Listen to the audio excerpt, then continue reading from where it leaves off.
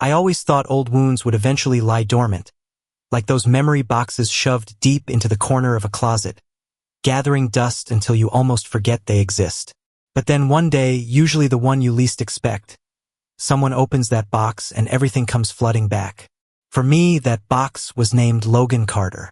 I'm Ethan Hayes, a senior in communications at a public university in the Western U.S. My life was pretty peaceful. Going to classes, working part-time at the library, and on weekend nights, hanging out with my close friends to watch hockey or gather in the dorm kitchen, which always reeked of burnt butter. Everything was normal, stable, without any disruptions. Until this semester. The professor for documentary storytelling announced we'd be paired up for a real-world project throughout the term. I wasn't worried. This was my strong suit. I could work with anyone.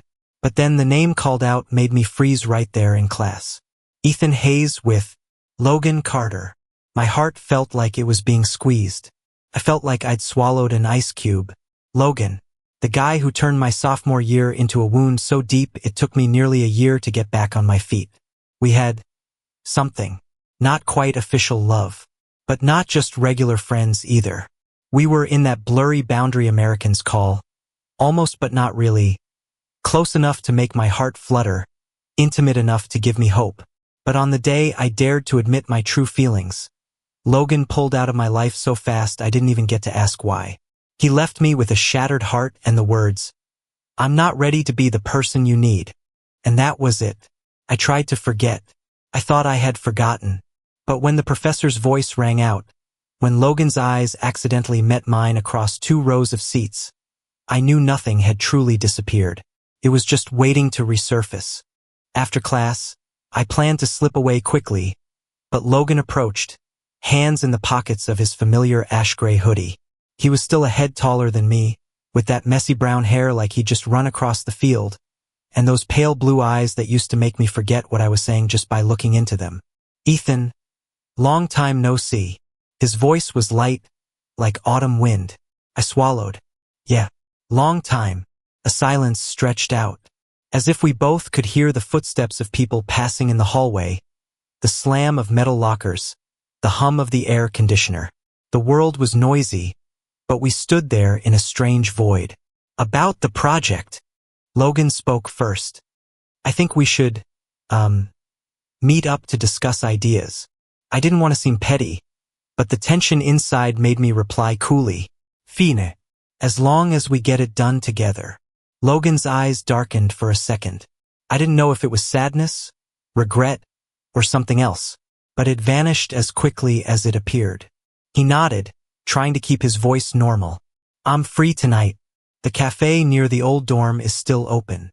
I hesitated, not because I was busy, but because I was scared. Scared to sit across from him, scared of being ambushed by old memories, scared my heart would start racing like it used to just because he smiled. "Tonight works." The Blue Pine Cafe, where students gathered to study in groups and gossip about professors, hadn't changed much since freshman year. Still the warm yellow lights, the faint scent of baked waffles in the air, the gentle indie music hanging from the ceiling. I arrived 10 minutes early so I wouldn't have to walk in with Logan. I chose a table by the window, and then, as if the universe loved to tease, Logan walked in wearing a deep blue denim jacket that made him look exactly like the past. A 20-year-old guy who once made my heart melt with just a glance. He set his latte down on the table and sat across from me. "You doing okay?" A simple question, but coming from the person who once hurt me, it felt heavy. "I'm fine," I replied curtly. Logan fiddled with the paper coaster under his cup. "I know. Things between us before were a bit complicated." I let out a dry laugh. "A bit." He blushed a little, a rare sight. The old Logan was always calm, always hiding his emotions behind a half-smile that made me think he was indifferent. But now he was genuinely awkward. "I'm sorry. No hesitación. No evasión." Just 3 words, simple but enough to take my breath away. I looked away. What's the point of apologizing now? Because I should have done it a long time ago, he said softly. His voice touched me like cold fingers on an unhealed wound. In that moment, I hated myself for still sensing something in his eyes, the sincerity I'd always craved back then. I took a deep breath. Fine. Let's drop the past. Talk about work. Logan nodded, but his eyes followed me as if to say, Ethan, I have more to tell you. You just haven't given me the chance. I ignored it. Or rather, I tried to ignore it, because if I let my heart speak, I was afraid it would tremble. And the scariest part was, a part of me still hoped Logan would say it. The meeting at the cafe was supposed to be just an academic idea exchange, but from the moment Logan started talking about the project concept, I knew I couldn't separate work from our past. We could do a documentary about the moments people don't speak out, Logan said, his eyes gazing distantly as if remembering something. Things kept inside too long, only realizing when it's gone that they should have been said sooner. I bit my straw, trying to keep my voice steady. That's too formulaic. Ideas like this get chosen by 2 groups every year at school. Yeah. Logan nodded. But I think we can tell it more authentically. About people, about regret, about words never spoken. Why are you interested in this theme? I asked, my tone unavoidably sharp. He looked at me, straight, no dying, as if he wanted to be seen. Ethan, you know why? I gripped the table. We're doing an assignment, Logan. It's not just the assignment that's making me think of this. My heart twinged. I didn't want to ask more, but I couldn't stop myself. What do you mean? Logan was silent for a long while, so long I thought he'd drop it. Then he said softly, low enough that no one else could hear, because I still have so many things I've never said to you. The cafe atmosphere suddenly froze. I heard the coffee grinder running in the corner, the glass door opening and closing, a group of students laughing loudly in the distance.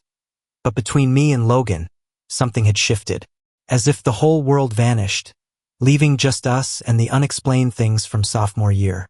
I inhaled lightly. Logan, we're here for the project. Not to talk about the past? He interrupted.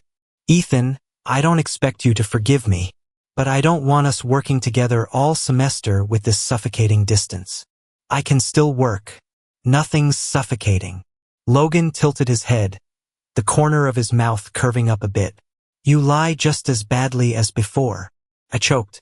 Back then, Logan was the only one who could see through the calm facade I tried to put up. And now he still could. I pushed my chair back slightly. Enough. About the project, I'll write the outline. You prepare the data and references.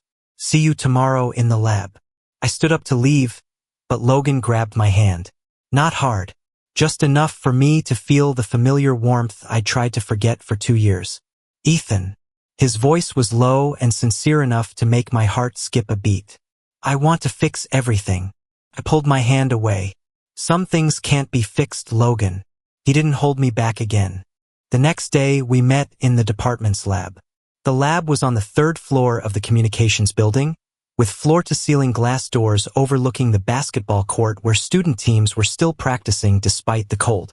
The winter light poured in, making the whole room bright white and a bit chilly. Logan arrived first. He was leaning against the table, long legs stretched out, one earbud in. The light hit his messy brown hair, and it took me a few seconds to force my heart back to a normal rhythm. I brought the materials, I said, setting the papers down on the table.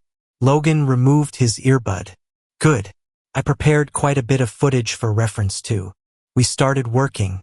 The first few minutes were awkward, but then we both fell into a familiar professional rhythm.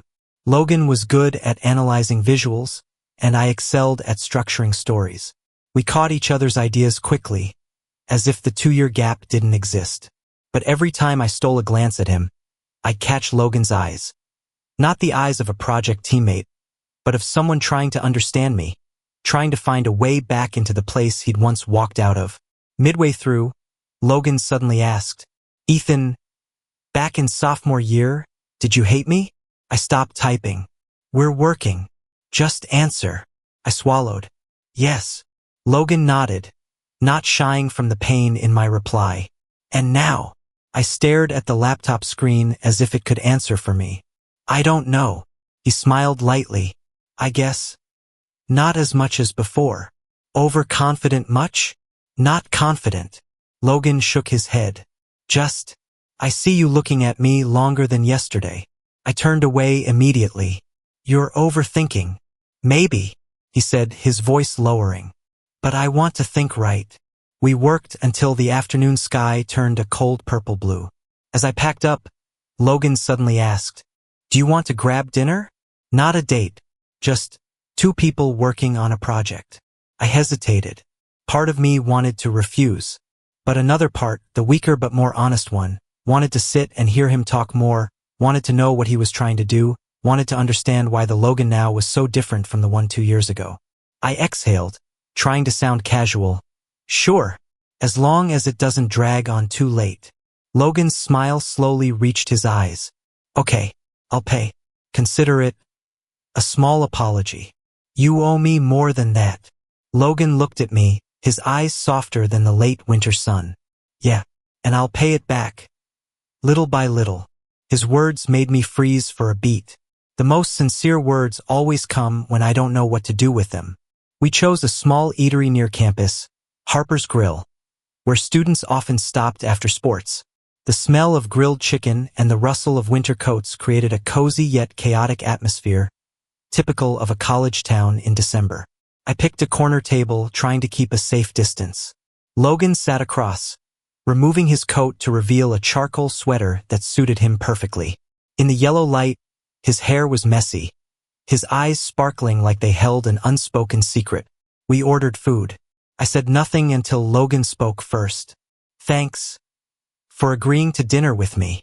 I came because you said it's not a date. I shrugged. Yeah, but I'm still happy. His simple words made my heart skip a beat. I propped my arms on the table. Logan, what are you trying to do? He blinked, then leaned back in his chair. If I say, I just want to understand you again, is that okay? Why? He smiled lightly. Why do you always ask why? Because what we had. I paused mid-sentence, feeling my throat dry. Makes me need clear reasons. Logan's gaze deepened. He tilted his head, his voice slow but firm.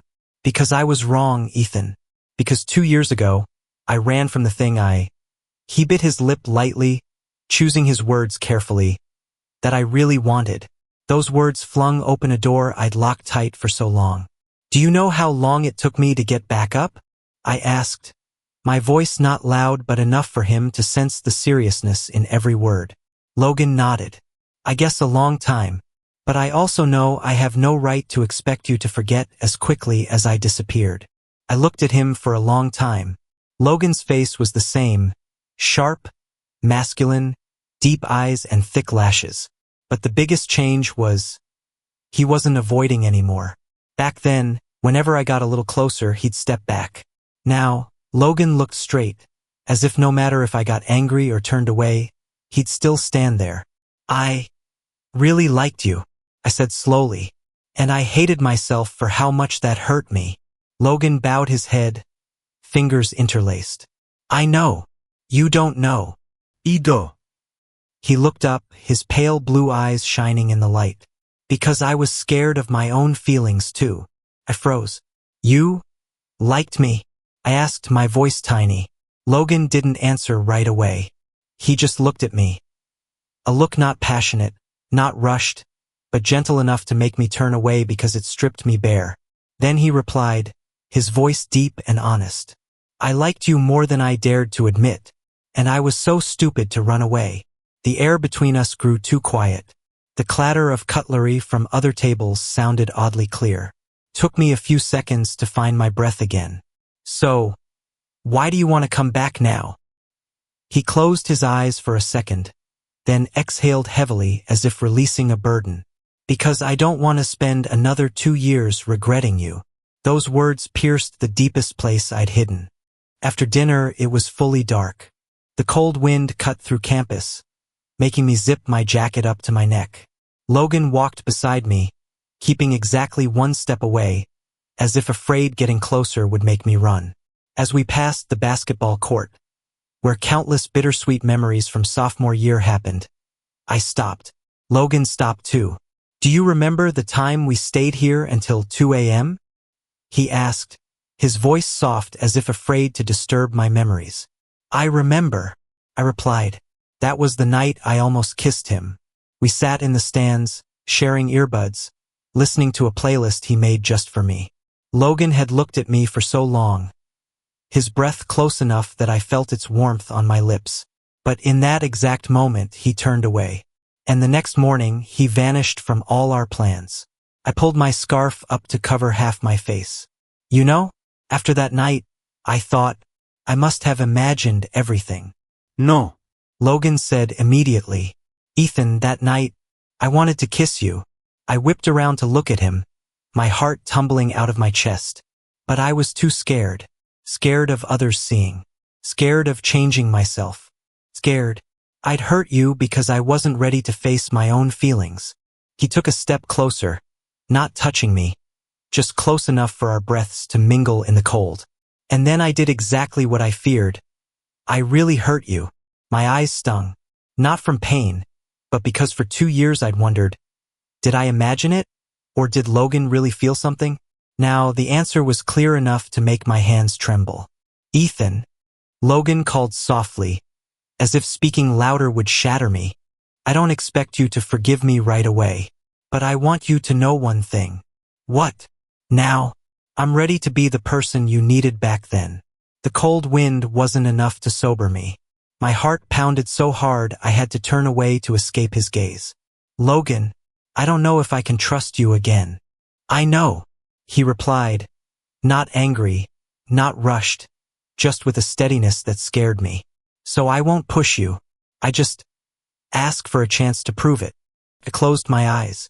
Maybe that's what made Logan the most dangerous. He wasn't running anymore.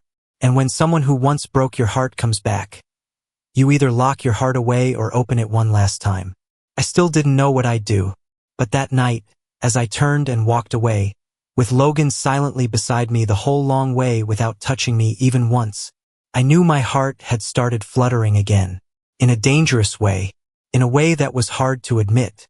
The days after that, the project forced us to meet constantly. I thought I could keep my distance, focus only on work, but it was hard when Logan appeared as a more complete version of himself from my memories. He was no longer awkward about emotions, no longer hiding his gaze when I looked over. The Logan now was clear, deliberate, and patient to the point where it sometimes frustrated me how he could be so calm while I was reeling. That afternoon, we worked in the department studio. I was editing the sound for the interview section when Logan stood beside me, leaning down to look at the screen. The proximity was a bit too close, making me step back slightly. Sorry, he said, backing up half a step. I don't want to make you uncomfortable. It's fine, I replied quicker than intended. I just need space to focus. Logan nodded lightly. I understand. He was quiet for a moment, then said slowly, Ethan, can I ask you something? I sighed. Again. Sorry. He smiled, a bit sheepish. I just want to understand you more. I crossed my arms, turning fully toward him. Ask. Back then, when I disappeared from you, what hurt you the most? I paused. The question was too direct, too real. But this time I didn't want to hide. I inhaled deeply. What hurt the most wasn't that you didn't like me. Logan watched me intently, not blinking. But because you gave me hope. You made me feel like we could become something. Then you vanished like all those moments didn't matter. I stopped for a second. My voice was steady, but my heart wasn't. That's what I find hard to forgive. Logan looked like his breath had been stolen. He leaned lightly against the table edge, head bowed. 1 second, 2. Then he said, his voice hoarse, I thought, if I disappeared, you'd forget me easier. You were wrong. I replied immediately. Yeah. He nodded, his eyes lifting to meet mine. And that's one of the stupidest things I've ever done. The air between us sank, but it no longer felt suffocating like before. Instead, there was a fragile lightness. Real. That evening, light snow fell. After leaving the studio, Logan and I walked together to the parking lot. Snow drifted onto his hair, his coat, making him look like he'd stepped out of a winter movie. Can I drive you back? He asked. You don't need to. It's not need. It's want. I looked away to hide the faint smile on my lips. Fine. I can go myself. Okay. Logan replied, not pushing. I'll walk with you a bit. We walked side by side. Not much talking. But this silence, for the first time in 2 years, wasn't heavy. It was warm. The snow fell thicker. I pulled up my hood, but Logan took off his beanie and put it on my head. Logan, you're cold, he said simply, then withdrew his hand. I froze for a few seconds. A small gesture, but it was something the old Logan never did. The Logan from 2 years ago avoided intimacy. The current Logan initiated it. I looked at him, snow clinging to his lashes. Are you trying to make me fall for you or something? I blurted. He chuckled softly, a laugh that made my heart twinge in a strangely sweet way. If it was before, no, he answered. But now, yes. My heart felt like it held a small firework. I turned away, trying to hide my face in the scarf. I'm not that easy to sway. I know, Logan replied immediately. I don't want you to be easy to sway. I was surprised. Then what do you want? I want. He paused on the want too quickly, then continued, his voice slow and clear. If your heart flutters again, it's because of who I am now, not because of memories of me from before. I stopped dead. Logan walked a few more steps, then stopped too, turning back to look at me under the golden streetlights on the snow. Ethan, he said softly, I don't want your heart to return because of sophomore Logan. I want your heart to move toward the current Logan. I bit my lip to stay grounded, but the warmth spreading from my chest to my neck made me unable to deny what was happening. Logan wasn't just fixing mistakes. He was loving me in the way I'd always wished he would back then. When we reached the dorm area, I stopped. Logan, I called. Yeah. You said you want a chance to prove it, right? His eyes lit up a bit, but he didn't step closer. Yes. I inhaled deeply. I'm not ready to trust you yet, but I don't want to push you away either. Logan swallowed lightly. I understand. I'll give you one chance. One. I held up one finger. No more. Logan's smile appeared. Not brilliant, not triumphant, just a warm smile that made me look away to stay calm. So, he said, his voice deep and real. I won't waste it. I turned to enter the dorm, but Logan called me back. Ethan? What? Thank you, he said, his eyes so gentle I wanted to run. Thank you for not closing the door. I nodded lightly and turned away quickly, because if I stood there a few more seconds, my heart would respond in a way I wasn't ready to admit. But as I climbed the stairs, I realized this. For the first time in 2 years, the stinging pain when thinking of Logan was gone. In its place was something softer, warmer, like snow melting on fingertips. And that scared me more than anything. I never thought there'd be a day I'd sit next to Logan in his old pickup truck, speeding through the forest roads on the outskirts of the city in the biting cold night air, but with a heart burning like it was about to ignite. Wind whipped through the cracked window, carrying the scent of pine and distant smoke. Logan drove with one hand, the other resting on my thigh as if the gesture had been natural for ages. I glänst over 70. His nose was straight, his dark curved lashes casting shadows on his cheekbones, the light from street lamps gliding across his face in rhythms, creating warm golden streaks. But what caught my eye was the curve of his mouth, half smiling, half holding some lingering torment inside. Are you cold? Logan asked, his voice deep like it dissolved into the night. No. But that was half the truth. I was cold, but not from the weather. We'd almost touched each other back at the apartment that afternoon, a moment where if I just nodded, everything might have changed. That instant kept replaying in my mind like a glitched film, looping, making my heart soar then sink then flare up again. It took me a few minutes to muster the courage to ask, where are we going? Logan squinted at the road ahead. To the place I wanted to take you freshman year, but didn't have the courage. I turned, my voice spilling out before I could think. Because back then, you didn't see me as anything.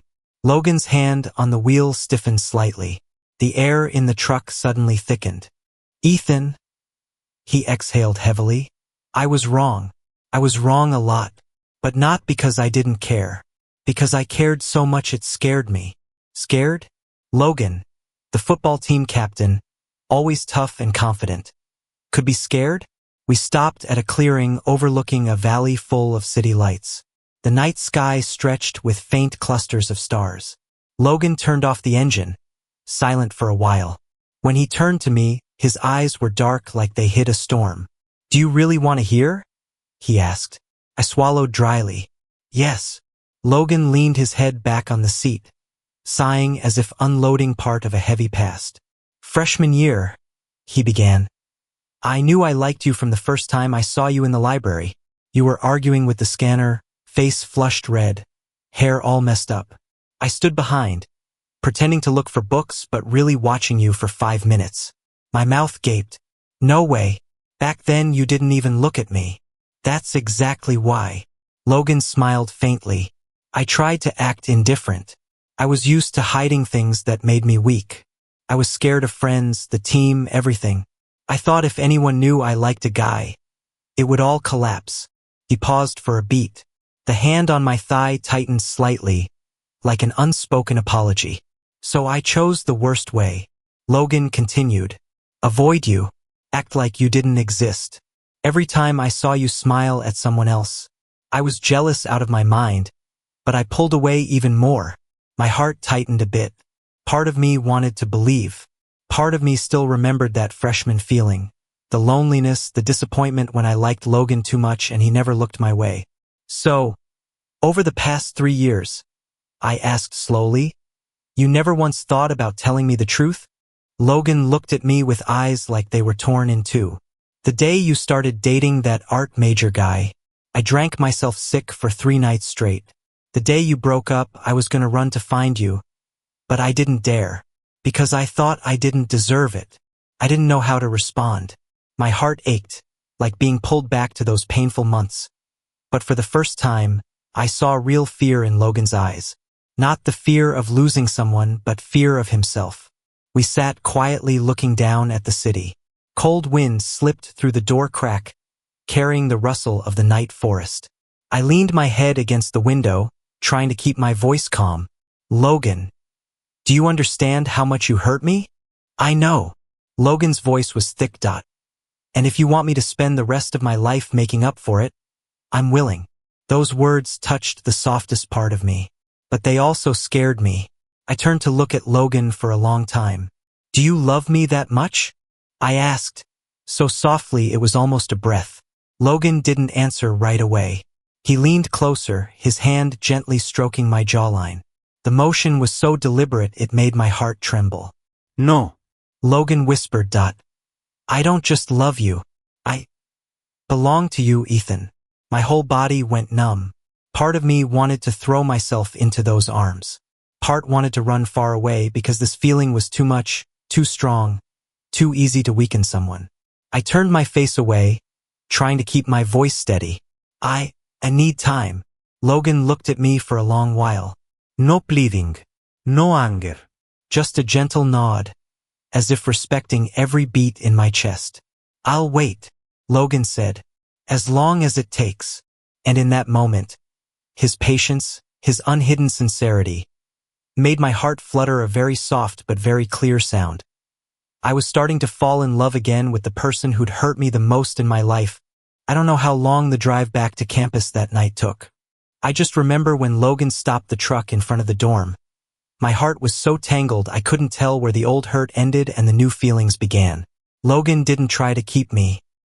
He just placed his hand on my shoulder, light as if afraid I'd vanish. If you can't sleep tonight, Logan said, eyes still fixed ahead as if not daring to face me. Neither can I. I wanted to say something. An apology. A thank you. Something to soften the tension stretching between us. But in the end, I just opened the door and stepped out, my feet heavy as if carrying 3 years of unspoken memories. Only when the door closed did I see Logan bow his head onto the steering wheel, as if releasing everything in one shattered breath. I stood watching for a few seconds, then turned and walked away. That night I couldn't sleep. I lay face down on the pillow, my mind racing back to Logan like a boat pushed endlessly to an old shore by waves. Heartache and love at once. That was the cruelest feeling.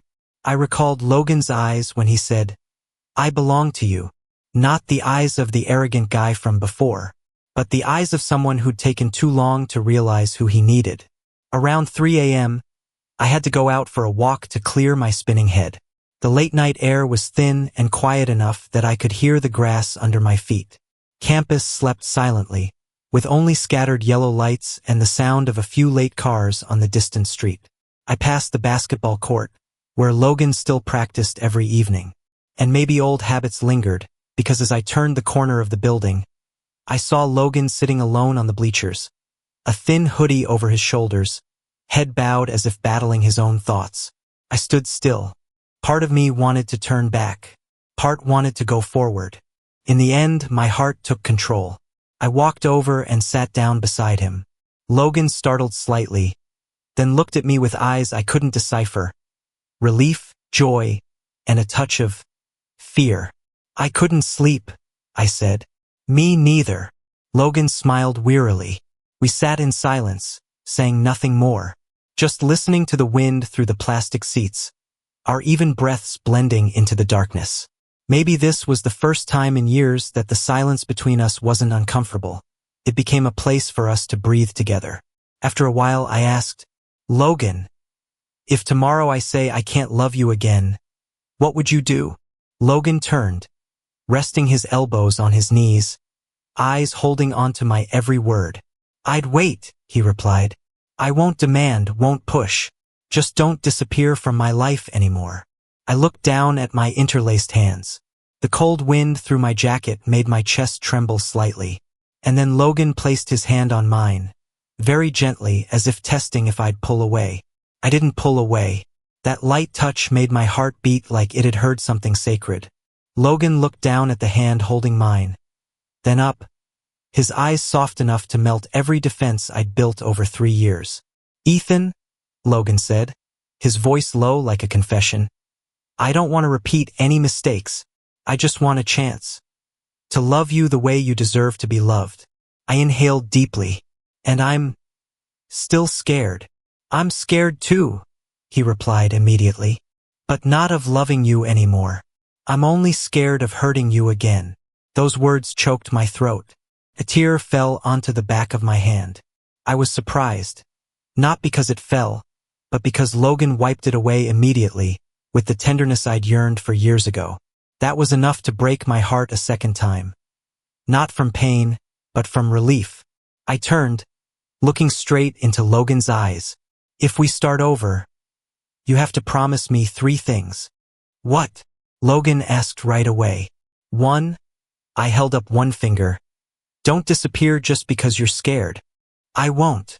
2, I held up the second. "If something's hard to say, tell me, even if it makes you uncomfortable. I promise." And 3, I looked at him longer. "Don't love me halfway." Logan smiled faintly, a smile I hadn't seen in so long, both relieved and full of certainty. "Do you think I have another choice?" he whispered. "I've never loved anyone as much as you." And then, as if the whole world was holding its breath for this moment, Logan slowly leaned closer. Second by second, I felt his breath slide over my skin, warm and trembling, like he was touching something precious he feared dropping. When our lips met, everything in me exploded. Not a rushed or intense kiss, but a kiss of return, of years waiting, of 2 hearts finally daring to admit what they'd always known. Logan placed his hand on the back of my neck, pulling me closer, whispering between the kiss, "Thank you for giving me another chance." I rested my forehead against his, exhaling a long breath I'd probably held in my heart for 3 years. "Don't make me regret this time," I said softly. Logan replied, his voice firm enough to tear apart every doubt. "I'll use the rest of my life to prove that." And in that moment, under the dim lights of the basketball court in the quiet late night, I knew that the person who'd hurt me the most in college was now truly the one who loved me the most.